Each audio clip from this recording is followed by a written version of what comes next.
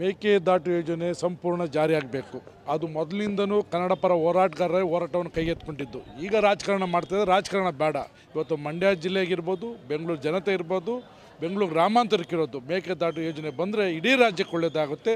ಅದು ಪಕ್ಷಾತೀತವಾಗಿ ಕೇಂದ್ರ ಇರ್ಬೋದು, ರಾಜ್ಯ ಸರ್ಕಾರ ಇವರು ಅವ್ರ ಮೇಲೆ ಹೇಳ್ಬಾರ್ದು, ಅವ್ರು ಇವ್ರ ಮೇಲೆ ಹೇಳ್ಬಾರ್ದು.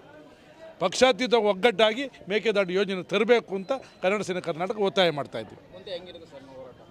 ಹೋರಾಟ ರಾಜ್ಯ ಸರ್ಕಾರ ಇರಲಿ, ಕೇಂದ್ರ ಸರ್ಕಾರ ಇರಲಿ, ಮೂಗು ತೋರಿಸುವಂಥ ಕೆಲಸವನ್ನು ಮಾಡಿದರೆ, ಜನರ ಮೇಲೆ ಮತಕ್ಕೋಸ್ಕರ ಹಂಚಿಕೆಯನ್ನು ಮಾಡುವಂಥ ಏನಾರ ಇದು ಮಾಡಿದ್ರೆ ಅದ್ರ ವಿರುದ್ಧ ನಾವು ಹೋರಾಟ ಮಾಡ್ತೀವಿ. ಹೌದು, ಕನ್ನಡ ಪರ ಹೋರಾಟಗಾರರೇ ಮೇಕೆದಾಟು ಯೋಜನೆ ಜಾರಿಗೆ ತರಬೇಕು ಅಂತ ಹೋರಾಟ ಮಾಡಿದ್ದು. ಆಮೇಲೆ ಇವರು ರಾಜಕೀಯ ಪ್ರೇರಿತವಾಗಿ ಇವರು ಹೋರಾಟ ಮಾಡಿದ್ದು. ಸರ್ಕಾರಗಳು ಬಂದಂಥವ್ರು ಇವಾಗ ಸರ್ಕಾರ ಅವ್ರ ಕೈಲೇ ಇದೆ, ಮಾಡಲಿ ಮೇಕೆದಾಟು ಯೋಜನೆ. ಕೇಂದ್ರದಲ್ಲಿದ್ದಾರೆ, ಪಕ್ಕದ ರಾಜ್ಯದಲ್ಲಿ ಅವರೇ ಇದ್ದಾರೆ, ಮಾಡಲಿ. ಇವತ್ತು ನಾವೇನು ಜಳ ದಳ BJP ಕಾಂಗ್ರೆಸ್ ಅಂತ ಕೇಳಲ್ಲ. ಈ ಜನತೆಗೆ ಅನುಕೂಲ ಆಗಬೇಕು, ಕರ್ನಾಟಕ ಜನತೆ ಒಳ್ಳೇದಾಗಬೇಕಂತ ಕನ್ನಡ ಸೇನೆ ಕರ್ನಾಟಕದ ಹಕ್ಕೊತ್ತಾಯ. ಇಲ್ಲಾಂದರೆ ನಾವು ರಾಜ್ಯಾದ್ಯಂತ ಎಲ್ಲ ಕನ್ನಡ ಪರ ಸಂಘಟನೆಗೆ ಸೇರ್ತೀವಿ. ಅದಕ್ಕೆ ಹೋರಾಟ ಮಾಡುವಂಥ ಶಕ್ತಿಯನ್ನು ಈ ರಾಜ್ಯದಂತೆ ಕೊಟ್ಟಿದ್ದಾರೆ. ಆ ಸರ್ಕಾರ ಯಾರು ಇವತ್ತು ಮಾತು ಕೊಟ್ಟಿದ್ದಾರೆ ತಪ್ತಾರೋ ಅವ್ರ ಬುದ್ಧಿ ಕಲಿಸುವಂಥ ಕೆಲಸವನ್ನು ಕರ್ನಾಟಕದ ಕನ್ನಡಿಗರು ಮಾಡ್ತಾರೆ. ಇನ್ನಷ್ಟು ಹೆಚ್ಚಿನ ಮಾಹಿತಿಗಾಗಿ ಫಾಲೋ ಮಾಡಿ ಬ್ರಿಗೇಡ್ ನ್ಯೂಸ್ ಕನ್ನಡ.